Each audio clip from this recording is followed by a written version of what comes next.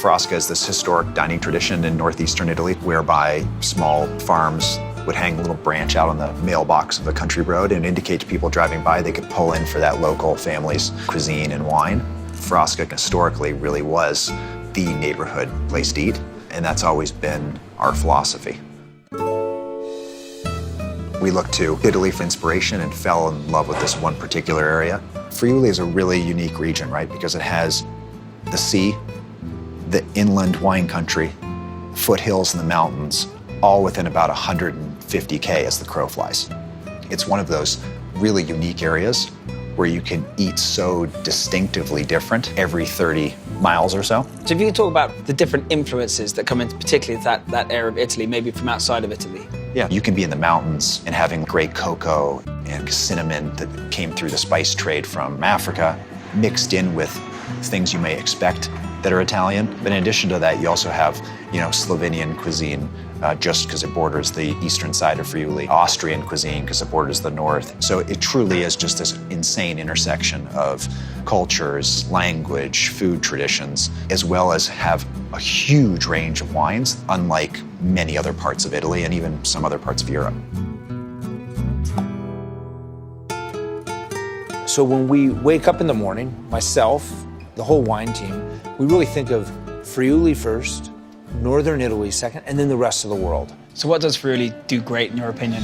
It's the greatest white wine region in Italy, bar none. And then we do really, really good reds there. And it's funny, they do Merlot and Cabernet Franc really well, which are our Bordeaux varietals. And then they do these very fun, idiosyncratic indigenous grapes like Tazzalenghe, Schiapettino, Rafosco. So you kind of have something that people have heard of and then something that people have never heard of.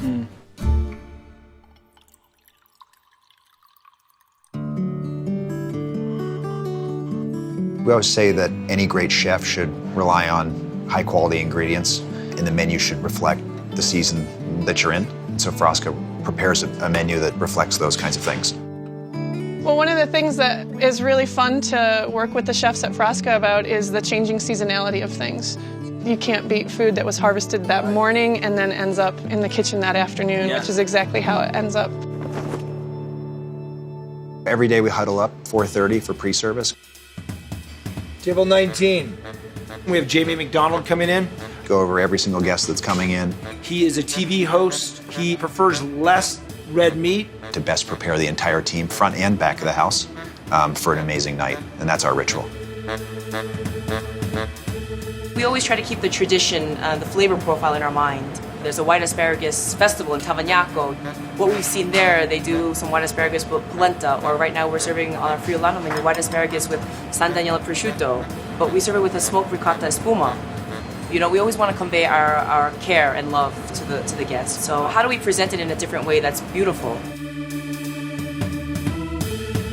Frico is a traditional cheese dish of the region of Friuli-Venezia Giulia. Comes in two different versions, a crispy frico called frico croccante, and then a hot version called frico caldo, which is made with potatoes, cheese, onions, and a little bit of nutmeg and salt. And you cook it in a skillet, almost like this incredible hash brown.